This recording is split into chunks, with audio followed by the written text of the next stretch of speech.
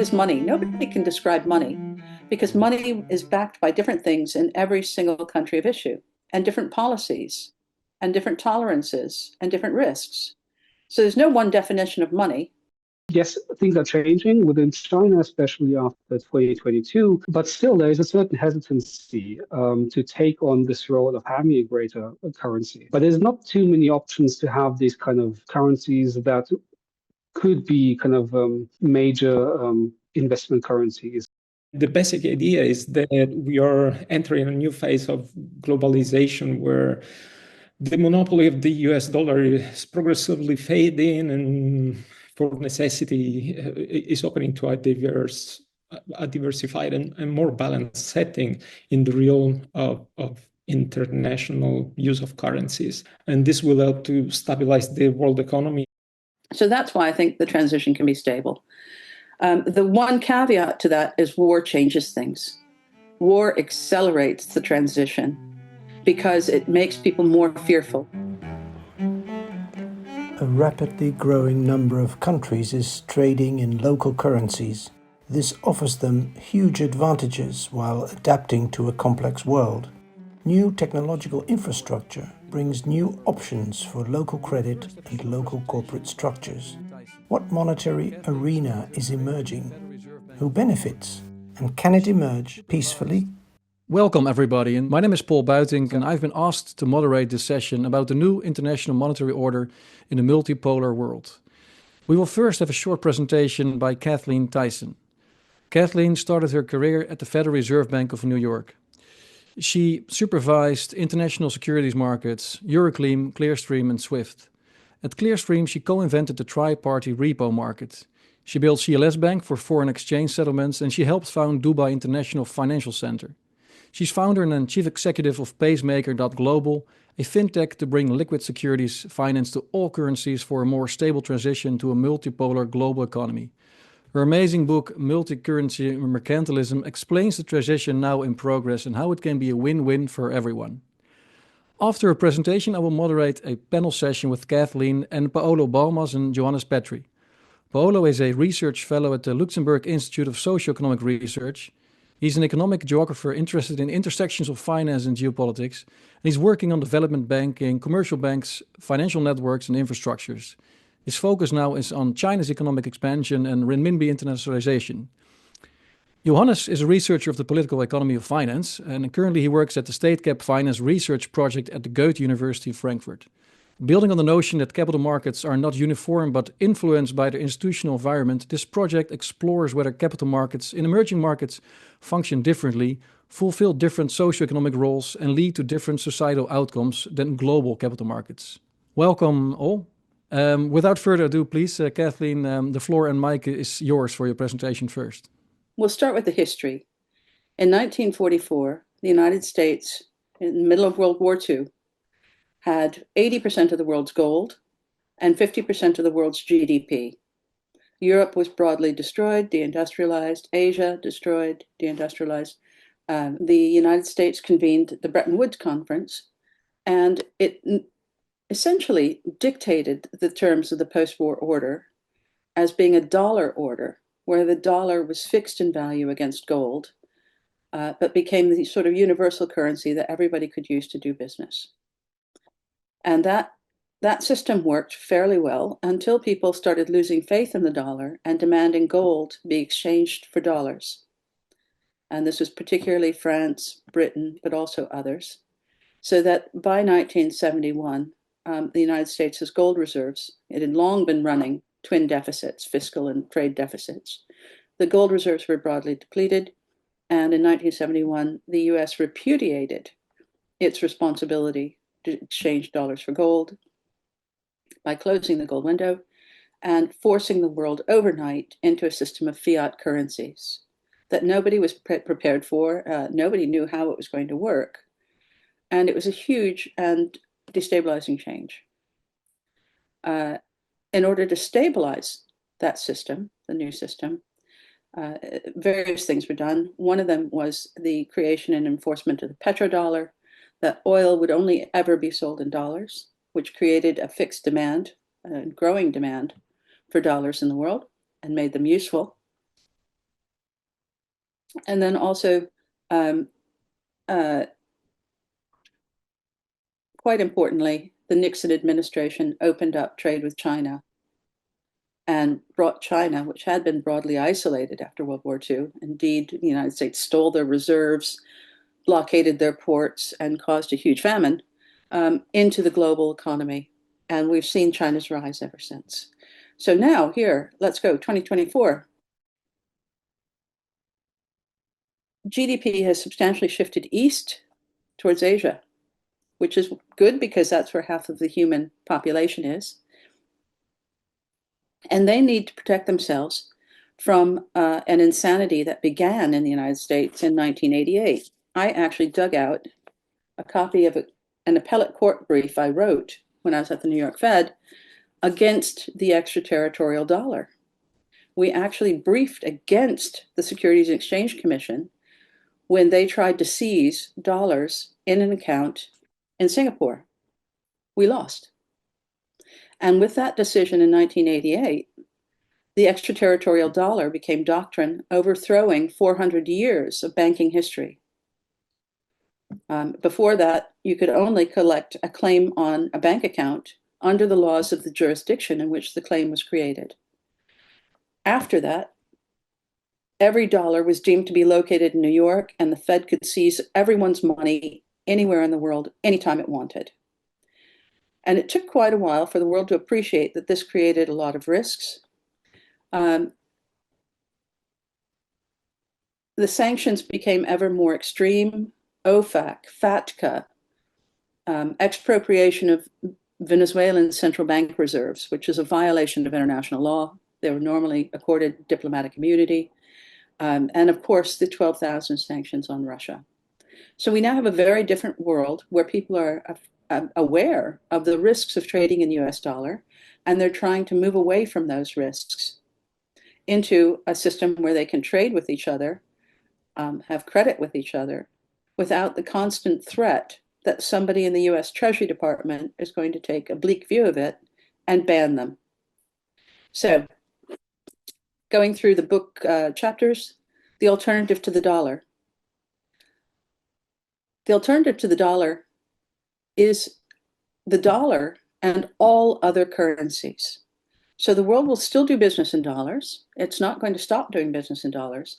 But now it will also, in order to protect itself, particularly in goods trade and services trade, move trade into their own currencies so that they're dealing with a partner in a partner currency, and that's much less likely to be disrupted by sanctions. Stable transition. I'm a believer that I may be optimistic this week, but I'm a believer that the transition can be made stably, is being made stably. As of 2023, less than half of US trade or global trade in goods was done in US dollars. Half of it had already moved away from dollars. So, and it didn't cause any disruption. Hardly anyone noticed it because actually trade in goods is not that big. It's only about $46 trillion a year, which in the scope of our over-financialized capital markets is pretty modest. I'm just going to go through some numbers because I think it really puts in context why we can do this transition without it actually being destabilizing. So trade in goods was about 46 trillion. Half of that was US dollars, 23 trillion. If over the next 10 years, 12.5 trillion moves to other currencies, a diverse basket of other currencies, will we even notice? Probably not. It's not destabilizing. By comparison, bonds outstanding are 380 trillion, and debt market daily transactions about 1.25 trillion a day, so about 270 trillion a year. Repos and tri-party repos are about 18 trillion a day, and that means about 4,000 trillion annually. So really almost, 100% more or 1,000% more than trade in goods. I mean, the United States has sanctioned 40% of global GDP now. If that 40% of global GDP finds a way to do business in other currencies, it grows and accelerates globalization, grows and accelerates global economy. And we see this most clearly with Russia and China, where more than 95% of their trade from 1922 has moved into renminbi and ruble. And so they're only using local currency trade for the most part. And that stabilizes them. It stabilizes Russia's role in the global economy. And it protects China from dollar sanctions. So it's win-win. Angel paradox.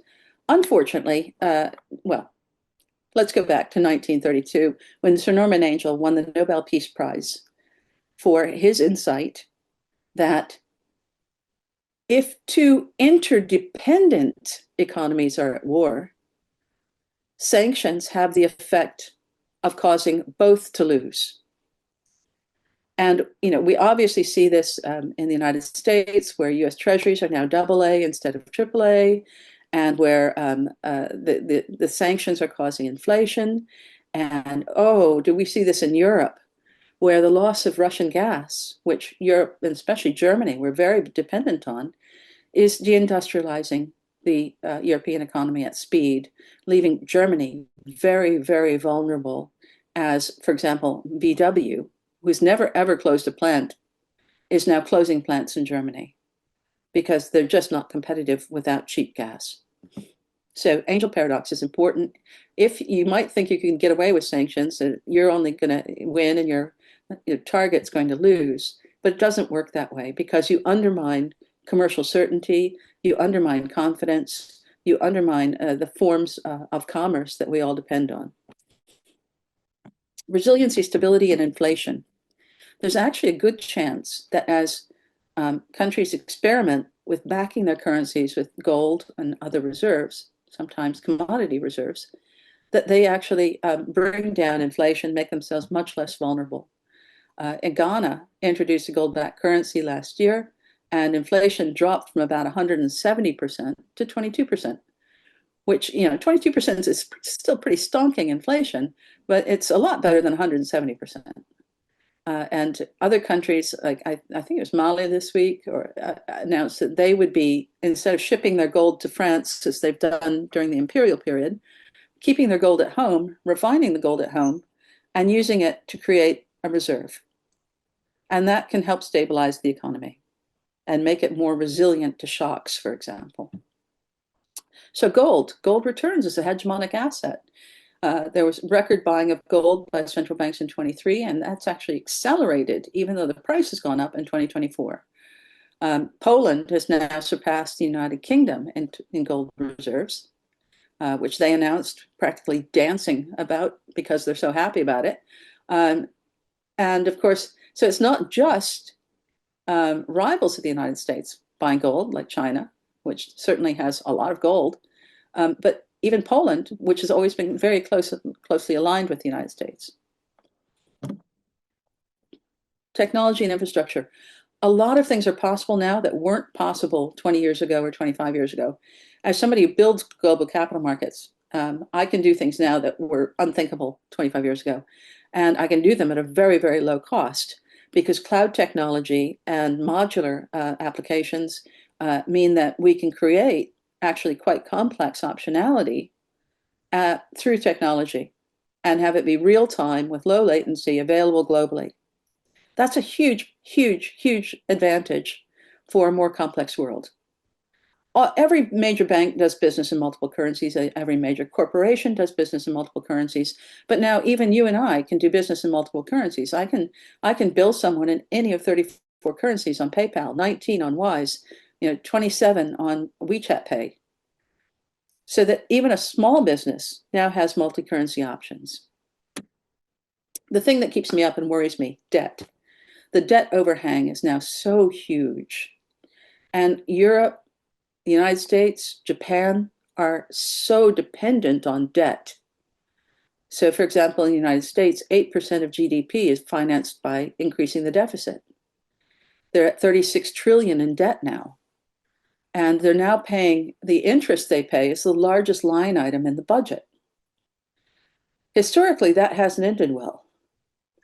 And so what I do worry about is how we transition without creating a debt crisis that destabilizes the global economy that depends on stable currencies, on stable assets like US Treasuries, bunds, gilts, trésors, JGBs.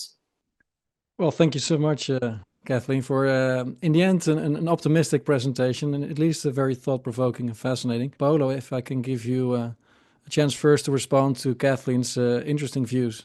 I like the way Kathleen pulls together topics that are too often fought separately. And I refer to the transformation of the oil and gas markets, the digitalization of financial systems, and sanctions and debt, or also the gold market, to name just a few. So it's greatly combined all these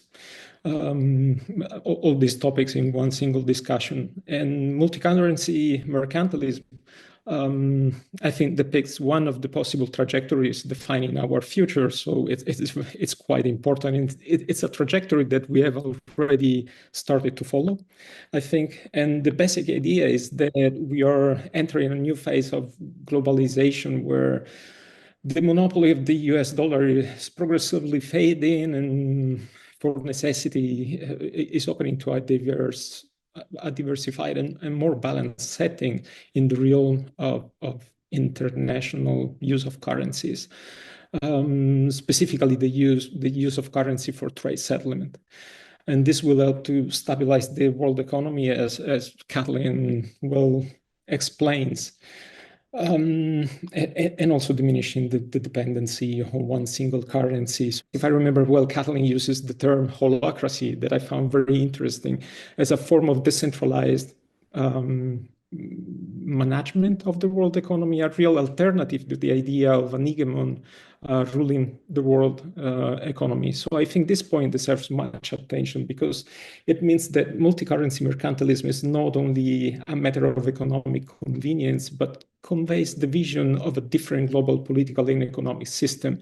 So multicurrency mercantilism is not really about the declining power of the United States. That is something, it's a narrative that dating back to the 1970s, and not even about the growing power of China challenging and changing the global economic setting. But it's more about the emerging consciousness, I would say, of a concrete possible alternative. Before Kathleen responds to you, let me first give Johannes a chance to give his opinion on Kathleen's views on the multi-currency mercantilism. So I come from the China perspective, looking at what is kind of China's role in all of this new multi-currency mercantilism, right? And I'm a little bit more skeptical of the notion if this kind of decentralization or fragmentation of the kind of global financial system, how feasible it is and what the possible alternatives are. Right? I mean, for payments, I definitely agree that it's very much possible, and we've seen a move towards certain currencies becoming more important in global trade. But it has been the RMB to a large extent, for instance, right? So it's concentrated in certain currencies to a certain degree. But other aspects where I think it's a bit more difficult is when it comes to financial assets and liabilities, right? As other kind of important aspects of currency multipolarization. I mean, the question is, can we really see a kind of multipolarity in these other areas besides payments? How feasible is that? And when we look at the case of China, what we see is, yes, there has been what China did, or the Chinese authorities did, was to create the necessary infrastructure to potentially enable an increased use of the RMB. But they've done this so in a very, very controlled and gradual way. And a lot of kind of the slow development of RMB internationalization is really deliberate from Beijing, not so much from outside actors. So, I mean, yes, things are changing within China, especially after 2022. But still, there is a certain hesitancy to take on this role of having a greater currency. But there's not too many options to have these kind of currencies that could be kind of major investment currencies or for debt to be issued. I'm very frustrated with some of the very, very bad regulation that's been forced on markets. So what I do think at some point, some countries need to rethink, do we really want to follow IOSCO and BIS, or do we really want to reassess at first principles what it is we think markets need to do in terms of price discovery and liquidity? Because I'm not convinced IOSCO serves that. I would just tell you a story. When I was young, I did a global survey of the countries involved as to what the average trade size was on their markets. The average trade size on the London Exchange for the UK market was 80,000. Today, the average trade size on London Stock Exchange is 4,000. So they went from being the deepest liquid market in the world to being just as illiquid as everybody else. And that's a huge loss for the world and for London. Germany used to be 46,000, Paris 11,000, Toronto 18,000, New York 70,000, Tokyo 48,000. They now all average 3,000 or 4,000 as an average trade size because of automated dealing. They've lost broker-dealers who did the big trades. So I would actually like to rethink whether we go back to exploring first principles. Do we have the right trade structure regulation? And that's particularly important for emerging and small markets. So, Kathleen, when Johannes thinks that possibly multi-currency mercantilism will not go beyond payment, you disagree? It's just a matter of time before it all plays out? They massively over-regulated markets.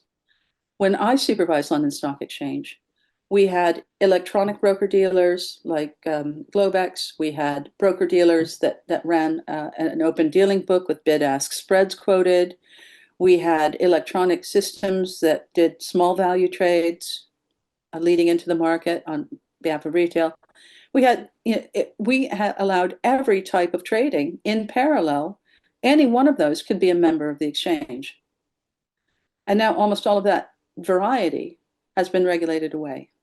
How do you look at Bitcoin in a multi-currency world? Is it going to play a more prominent role?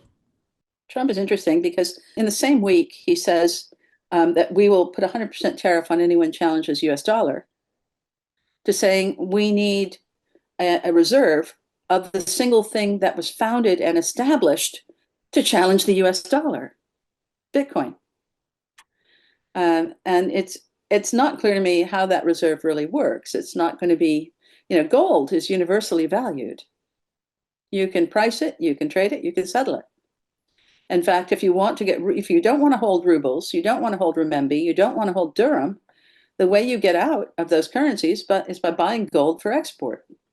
Moscow has a gold exchange, Shanghai has a gold exchange, Dubai has a gold exchange. And that's universally accepted. There is no universally accepted Bitcoin exchange. And in fact, more than 50% of all the Bitcoin exchanges ever founded have failed because of management embezzlement, hacking, or fraud. So I'm not going to endorse something with those kinds of risks at this point. Right. Paolo, you said multi-currency mercantilism is just one of the trajectories. What are, in your view, the other trajectories? I think that reality now is a complex set of different but combined networks that spreads all over the world, all over the economy and the financial system. So the negative, well, one negative trajectory could be the fact that there is a rigidity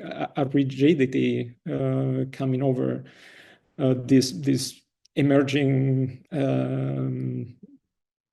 idea of having a more balanced global system.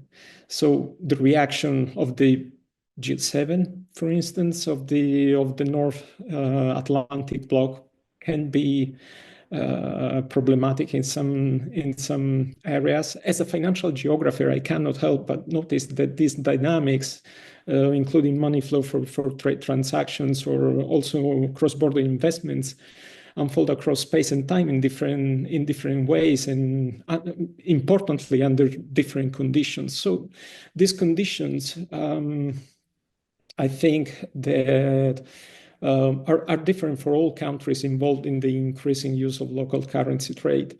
If we think of China, for example, we can easily argue that China is now in some sort of an advantage point compared to other countries using alternative currencies. I'm referring to the BRICS Plus countries, of course, not least because its trade volumes and its increasing trade relations with countries in the so-called Global South and Global East. In some commercial relations, China can define the conditions under which using or not its currency or exchanging commodities for services. And this may not be true for other BRICS Plus countries. Some of them may be forced to use alternative currencies because of sanctions, for instance. And some, well, these are not conditions that will last forever. They are, well, we hope, and they are subject to change. And this means that we are still in some sort of condition of an uncertain future. And of course, we have the United States Treasury actually pouring more and more sanctions on the world, trying to force people into dollar against their will. I don't think that's a long-term realistic policy. We'll see, we're going to get a hedge fund manager as the next Treasury Secretary under Trump. That would be a big change from Janet Yellen. We'll see where that goes, because he's likely to have a more realistic view of the world and what you can force people to do and what's not going to be likely effective leverage. But in general, I think, I made a lot of calls right, that the monetary mercantilism is emerging. And by the way, there are payment systems we don't ever see at all. I was at a SIBOS, a SWIFT meeting once. I was chatting to the head of FedWire from the New York Fed, a former colleague of mine. And I told him that Citibank did 3 times his volume every night in book crossings. And he's like, no, that's impossible. That couldn't be. So we walked across the room to the head of Citibank's payments, and I asked, what volumes are you averaging overnight? And he confirmed it was 3 times FedWire. But that's not published anywhere. You will never see that. If you know it exists, you know it exists. But if you don't know it exists, you don't see it in the flows of payments. That's one reason why I think Trump's plan to punish people for doing non-dollar transactions is ridiculous, because he's not going to see the data. Nobody sees the data. If you're dealing with a concentrated payment system where the payment is being done internally on a book transfer instead of being sent out over the payment lines, nobody sees it. So, I'm sorry, there's a bit of a plumber's view of the world there, but yeah, there's optionality out there. What we can see is consistent growth in payments that are reported. You agree, Johannes? Maybe there's much more for the eye to see, and this alternative system is already being built without the West realizing it. I do agree to a certain extent. There's definitely a lot of increasing use of non-US dollar payment system, for sure. I mean, but one important difference, I mean, some countries, right? There was a recent IMF study that looked at kind of the RMB share in payments with China, and some countries, and I mean, most European countries in North America, it's less than 5%. In a lot of countries in Asia, it's more than 40, 50%, sometimes 60. Some countries such as Argentina or Chile have 80% almost. So we definitely see a geographical divide here, right? In that a lot of that, the Europe and North America are kind of not part of that shift or not part of that system. The important thing about the dollar is everyone uses the dollar, although the US is not involved. And that is both for payments, but also for issuing debt, for instance, right? So I think that's a major difference that we see. That's something that's hard to overcome.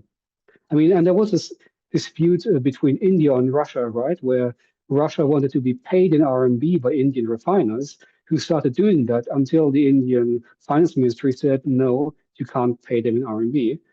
And I think they settled on paying in dirham, right? So the UAE currency. But still, there's tensions to that. So basically, yes, we will see more of this bilateralism, and naturally, China will be a huge part of that, just giving its important size in global trade with most countries around the world. On trade, the trend is obvious.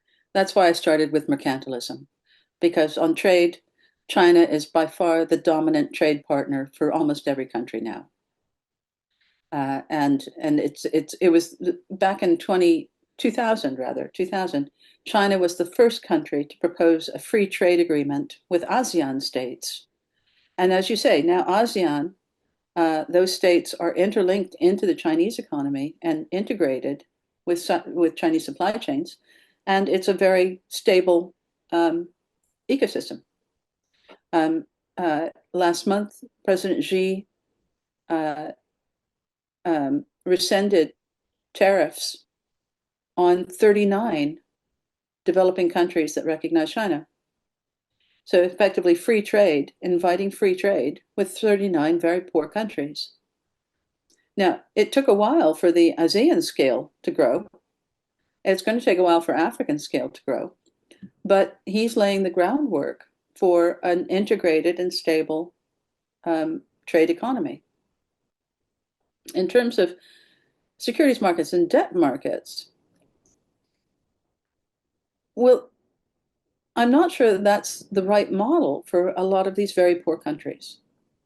I mean, obviously you have deep liquid markets in Hong Kong, Singapore, but as you get even within ASEAN, when you get down to Indonesia, Malaysia, they're not very deep anymore. And to me, I would always worry whether that made us vulnerable to instability. Because let's face it, it's not difficult to destabilize small countries. And we saw that in 1999 when the LTCM failure destabilized the entire Asian region, right? And they learned lessons from that. They've built in stability since then so that they weren't as badly affected in 2007, but it would be better if they weren't at risk at all. And you know, some of the new models for corporate ownership coming out of China are actually really interesting. Huawei, you know, the biggest telecommunications operator, builder, manufacturer on earth. Sorry. Yeah, they're owned by their workers. It's a worker-owned cooperative company. Now that, you know, is unthinkable in the West, where we basically force people to IPO at gunpoint, so that Vanguard and Fidelity and BlackRock can own all the shares and any excess profits. But is that the right system for every country? I think actually the optionality of different corporate structures is one of the more interesting things we're seeing play out in the world. Because when, you know, Huawei, when Trump put sanctions on Huawei in 2018, intending to destroy the company, and it did destroy its phone business for a while. Because Huawei was collectively owned, they could increase the research and development budget collectively among themselves without worrying about what the market would think. And they were able to build not only the Huawei Mate Pro 70, which is now the hottest tech item in the world, if you can get your hands on one, but also they built out all of the other parts of the tech ecosystem where they felt vulnerable. So they have their own chips now. They have their own, you know, everything that they used to import from the States, they now make proprietary, and they're sharing that at much lower cost with the rest of the world. So, I mean, what I find interesting now is just the optionality that's emerging in legal structures and in corporate structures, in trade bartering, where we can move away from everything having to be done the way it's always been done. And Kathleen, do you still see value in having some sort of global unit of account? Like right now, it's mostly the dollar, but would there be room for an alternative? Keynes talked about the Bancor. We have the SDR at the level of the IMF. Is there room for something like that too? I frankly think the SDR is now tainted. The last fixing was very ill-transparent. It did not follow the formula that was agreed in 2015. They delayed it 2 years, and then they just published the new weightings without any explanation, no analysis, no reference even to the formula that was adopted by the board in 2015. So the SDR is, I'm afraid, I'm going to say, faces the future of every basket currency. I'm a skeptic that any basket can ever maintain value without manipulation. That it's always in the interest of the incumbents to manipulate the basket. For example, the UK, there's no way the UK, with its massively shrinking economy, should still be in the SDR. Earlier, I was more thinking about this potential negative scenario, but now I was thinking instead about potential tensions that can arise within the West, let's say within different actors operating in our European countries or in the United States. For instance, I was thinking about potential tensions that can arise between, let's say, governments and big investors, big institutional investors. So especially if we consider the increasing interest that American and European financial markets have developed into what they still consider emerging economies, particularly in China, I think that this kind of tension is already here. It's a tension between, as I said, governments and investors in general, in markets, investment funds, hedge funds that are actually seeking for higher yields from more attractive financial products. Kathleen said, I think she wrote in the book that China's bonds have outperformed the U.S. Treasuries. So this interest into those capital markets will not fade away easily. But anyway, there is already some sort of contrast that I see on the background here. For this reason, I think that there's yes, the next step to understanding multi-currency mercantilism would be dissecting trade from finance. So think of it differently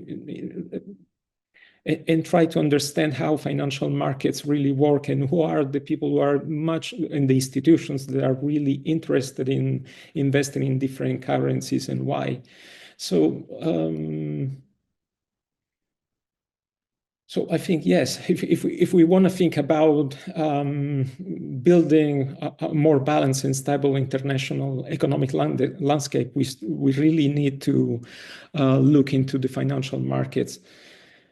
Do you see that too, Kathleen? It's like a two steps approach, where first step will be trade, and then second step in parallel or sequential would be trying to also change the financial markets at large and making it more equitable.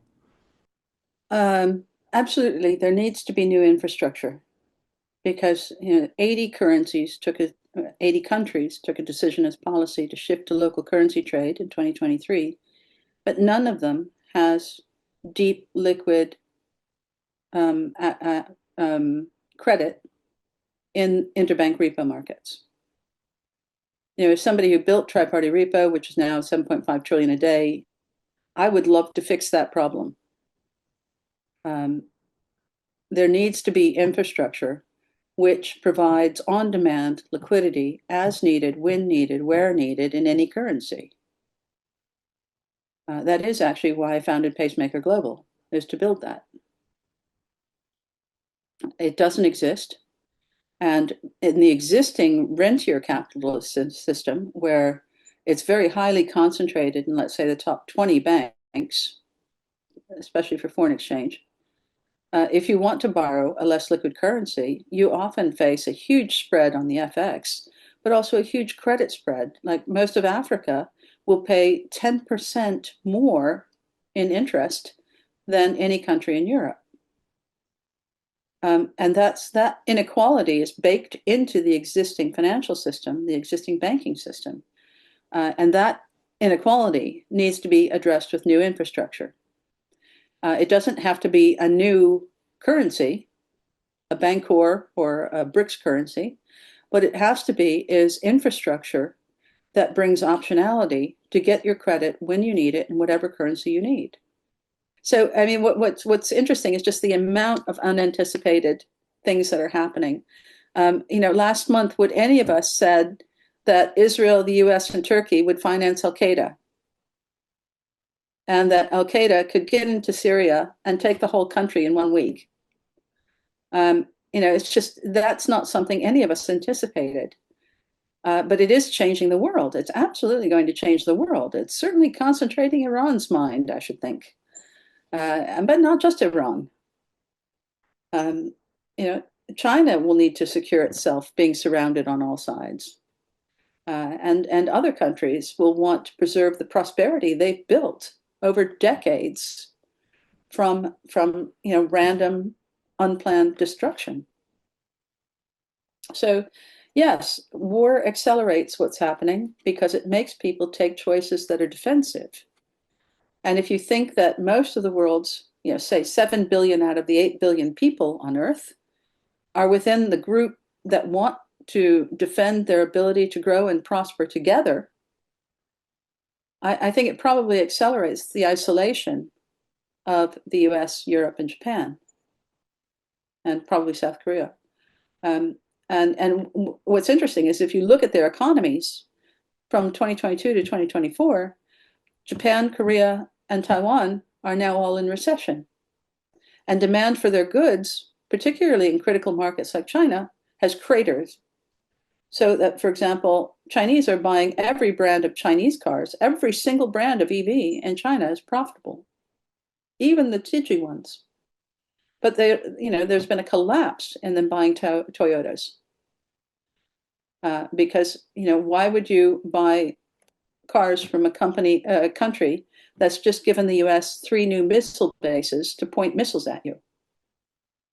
And similarly with Australia, China used to import its iron and other critical materials from Australia, because what else has Australia got? But China is now importing those goods through Belt and Road Initiative countries in Central Asia and from South America. Because why would they trade with Australia when Australia is determined on their destruction? So yeah, it's the world is thinking a lot harder about national security issues, and I think currency optionality is part of that. When I was in Singapore in September, it was the first time I made this statement, that currency optionality is now economic and national security.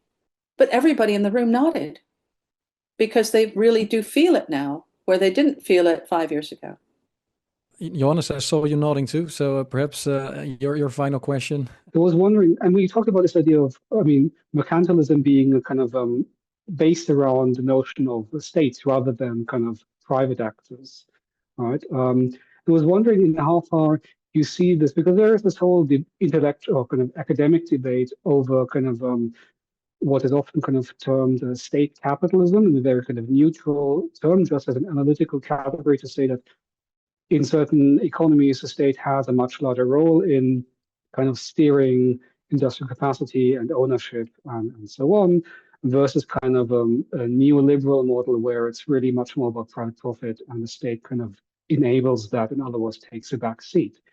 So when we look at kind of a lot of the countries in kind of the global south, we do see that kind of divide with kind of a larger role of the state within the economy. And these countries have also been the ones that are more engaged in that kind of mercantilism as against to, let's say, a lot of kind of European countries or Canada, for instance.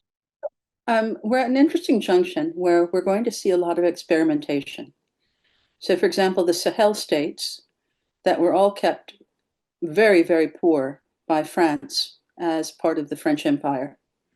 And in fact, even they exported all the gold to France, which sits in the Banque de France, and they were given credit in franc Afrique on the Banque de France's books. So even the money remains in Paris.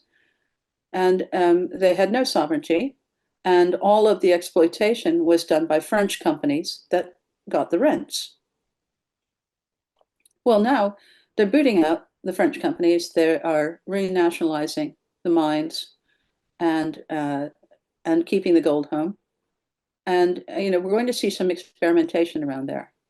The IMF, for 70 years, the IMF has told countries they must open their economies, they must allow private investment.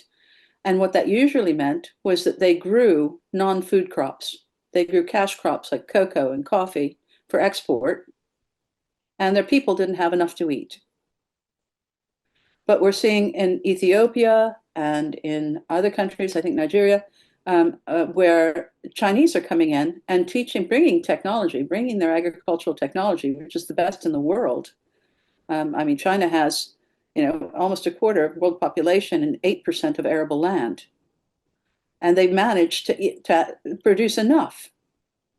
So they're bringing those incredible technologies, with drones for agriculture and monitoring crops, whatever, into Africa. And that's going to be transformative. We won't necessarily see it in corporate bottom lines. We'll just see it in better fed people and more stable economy. Because if food security is national security. And the IMF World Bank model was always to undermine food security, to leave countries insecure deliberately so that they'd be more vulnerable to destabilization if they got out of line. And so, if they now are growing their own crops and have more stability, have more security, that's going to make a long-term difference. In terms of public-private ownership, I think it very much depends on what kind of resource economy you have. Whether you're, in countries very heavily dependent on mining, like Russia, where it's basically mining oil and gas, the state-owned enterprises like Gazprom are dominant. But what I'm kind of watching is Russia in the last 20 years, since Putin took power, has built up an agriculture economy that's amazing. It's grown to be the #1 food exporter in the world. When Putin came to power, it was a food importer. Once again, it had lots of resources, but it couldn't feed its people because that's what we like. But now Putin took it as a matter of policy to expand agriculture, and they keep expanding it east. They've got a lot of land that hasn't been used. And they are now growing agricultural exports at a really rapid rate. So, and of course, they're shipping that south and feeding the global south. Sometimes they don't even charge for it. So that's a very interesting model where, a state-directed policy has led to abundance of food in the world that we've never experienced before. So I think there's always it's like, what is money? Nobody can describe money because money is backed by different things in every single country of issue, right? And different policies and different tolerances and different risks. So there's no one definition of money. And I don't think you can definitely say that private sector is better than public sector under all conditions. I think it's a matter of local policy. It's a big world. There's a lot going on, and I struggle every day to keep up with it. But my baseline is that I'm optimistic that most people want to get along. Most people want to do business. Most people don't mind if their neighbor prospers while they prosper. And so the world that we're seeing is breaking down the sort of barriers to prosperity that used to limit growth in Africa, South America, Asia. And they're doing it by really collaborative and non-compulsory means, instead of at the point of a gun. So I'm actually quite optimistic about that as a model. It is hard to monitor because there is no central source for it, because that's the only way you can see it unfolding in real time. Because in general, the media is still not covering it. It's, I remember that there was I was watching real time when President Xi did two amazing things on 9th of December 2022. First, he did a face-to-camera presentation where he said Palestine must be a state, 1967 borders, capital at Jerusalem. Now, to me, I thought, this is amazing. This is big. And then in the afternoon, he invited the 7 heads of state who I'd never, ever seen in a room before to trade oil and gas in Shanghai for renminbi. And I thought, that's massive. The world's changed. Guess what? I kept watching every day for a week. Zero coverage in the FT, Bloomberg, Reuters, New York Times, Washington Post, Economist. Zero coverage. And that's when I knew that the world we're allowed to see in Western media narrative is not the world that's actually rolling out. So that's why I'm on Twitter, X, and that's why it's a challenge to actually be accurate and pragmatic about describing that the world is changing. Thank you, Kathleen, and thanks to all. Have a good day, and I look forward to staying in touch.